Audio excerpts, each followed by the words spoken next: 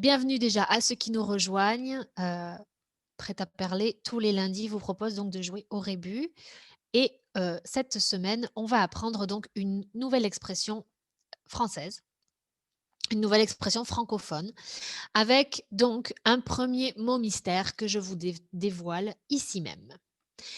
Alors, vous le savez, ça c'est un aliment, de la nourriture que les Français adorent.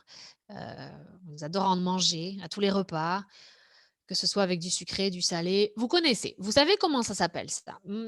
Alors, je vais quand même regarder vos réponses. Peut-être que bonjour Prajwala, bonjour Mono. Alors, est-ce que Mono, Prajwala, Ferdi et Myriam, vous savez donc quel est le mot que je suis en train de vous montrer?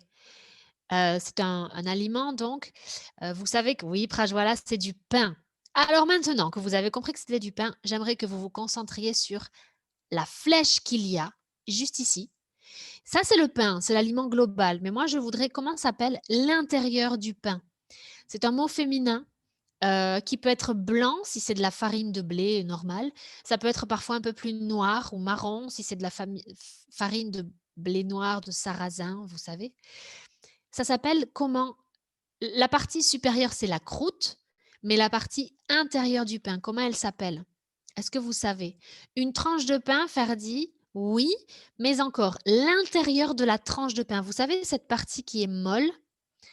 Mono, le pain, Paolida. Oui, mais qui a la réponse? C'est pas la farine. La farine est l'ingrédient qui permet, Prajwala, de faire le pain, mais cette partie qui est molle, qui est blanche, qui peut être un peu froide, un peu chaude, je vous la donne? Peut-être que vous ne savez pas? Il y a des pains qui ont beaucoup, beaucoup de ça, il y en a qui sont très plats. Heu, non, c'est pas la farine, c'est pas le pain. Allez, je vous la donne. Je vous la donne parce que vous avez quand même bien participé. C'est ce qu'on appelle la mie. La mie de pain, d'accord? La mie peut être donc, il y a beaucoup de mie, la mie peut être un peu sèche parfois, peut être, un peu humide, ça dépend donc cette partie intérieure s'appelle la mie. La partie extérieure s'appelle la croûte. La croûte, la mie, ça fait un pain au total. Donc bravo en tout cas à tous ceux qui ont mis pain. La pâte. Ah Marois, la pâte, ça aurait pu être, mais non, ce n'est pas la pâte. La pâte, c'est avant la cuisson, avant de le mettre au four. On va continuer. On va continuer avec le mot mystère numéro 2, qui est un fruit que personnellement j'adore, mais vraiment j'adore ce fruit. J'aime pas beaucoup les fruits en général, mais alors celui-là, j'adore. Et qu'il soit frais, qui tombe de l'arbre ou qu'il soit séché, parfois un peu sec, un peu confit, c'est super bon. Alors c'est un fruit féminin, le mot est féminin.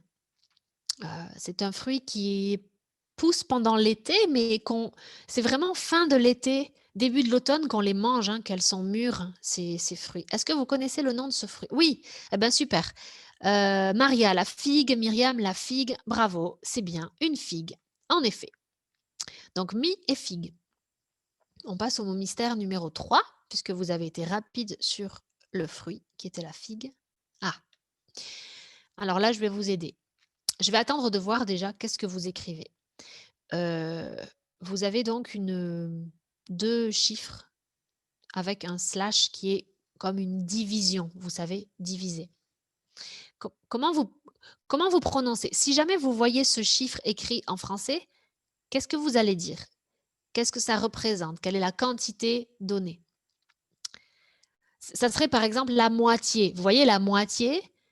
La moitié de quelque chose, 50 de quelque chose, 0,5 ou 1, 2. Comment vous prononcez ça? Alors, c'est pas la moitié, hein. Alors, oui, ça symbolise la moitié, mais c'est pas le mot moitié que je cherche. C'en est un autre. Demi. Alors, on est bien sur demi. Alors, je dis bravo à Prajwala, Myriam, Marwa, ouais, Marie-Chris, demi. Alors, pour vous tous, je vais accepter parce que c'est vrai, on dit un demi, une demi, ça dépend ce qui suit derrière. Mais je vais y arriver. Je vous donne une autre possibilité qu'on peut utiliser aussi dans un autre contexte. Ça ne sera pas un demi, mais ça sera un peu comme, vous savez, quand vous dites midday ou midnight. Vous dites pas demi-jour ou demi-nuit. Vous dites minuit ou midi, par exemple. Et bien là, c'est le cas. Mi. On va juste garder le mi. Mais vous avez totalement raison pour demi. Vous auriez pu garder demi. Après, vous aurez des problèmes pour l'expression totale. Alors, bravo à tous pour ça. Et on continue. On va terminer avec le dernier fruit. On est sur les fruits aujourd'hui. On est sur les fruits, un fruit que vous connaissez tous si vous êtes amateur de vin, ce dont je ne doute absolument pas chez mes amis suisses. Donc, Paulida, un demi, demi, parfait. Rosalva, demi. Donc, voilà, vous avez vu, demi, c'est totalement correct. Mono, vous disiez la moitié. Oui, aussi. En fait, vraiment, le symbole du 1/2 a vraiment beaucoup de manières de s'exprimer. Donc, on passe sur le fruit. Le fruit, Myriam, vous dites que c'est du... Et Marie-Chris aussi, vous avez la bonne réponse. Paulida aussi. Le raisin, exactement. Le raisin. Bravo. Marois, des raisins. Super. Alors, bizarrement, Marois, vous mettez ça au pluriel, ce qui est totalement logique. Vous avez raison, hein, il y a plusieurs raisins. Mais les Français appellent ça, alors, ce n'est pas non plus un raisin, parce qu'il n'y a pas un seul raisin, mais c'est le raisin ou du raisin. C'est-à-dire que vous ne pouvez pas exactement le quantifier. D'accord? Le raisin. Le raisin, c'est l'ensemble des grains de raisin. Ce n'est pas non plus un raisin, parce qu'un raisin serait un seul morceau. Mais c'est du raisin, une partie d'un total, du raisin.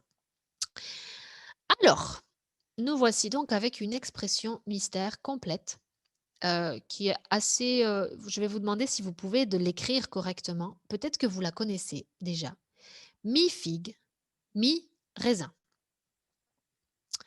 Alors, bravo pour les raisins, tout le monde. Est-ce que parmi vous, vous avez déjà entendu parler de cette expression? Mi-figue, mi-raisin. Et si vous avez déjà entendu parler de cette expression, est-ce que vous, ou pas, vous pouvez me dire, à votre avis, qu'est-ce que ça signifie? Dans les commentaires, je peux lire. Si vous avez une idée, à quel moment on utilise cette expression? Pourquoi on utilise cette expression? Qui utilise cette expression? Ou quand? Est-ce que quelqu'un sait ce que ça veut dire? Alors, j'attends vos réponses. Peut-être que vous savez. Sinon, je vais vous aider, hein. Je vais vous proposer 3 possibilités. Vous inquiétez pas. Alors, dites-moi, voyons. Est-ce que quelqu'un sait? Bon, j'ai pas de questions pour l'instant, alors je vais vous donner merci Marois. Non. Non, vous ne savez pas. Très bien. Je vais vous aider. Je vais vous donner 3 possibilités. 3 possibilités. Alors, il y a parfois des personnes qui peuvent dire elle est mi-figue, mi-raisin. Proposition A, ça signifie ne pas savoir quoi faire à manger. Vous connaissez toute cette situation. Qu'est-ce que je fais à manger à midi? Qu'est-ce que je fais à manger ce soir? Mi-figue, mi-raisin. B, être quelque chose qui est à la fois plaisant et déplaisant, désagréable. Quelque chose qui n'est pas agréable et agréable en même temps. D'accord? Vous ne savez pas trop. C'est bon, c'est pas bon. Mi-figue, mi-raisin. OK?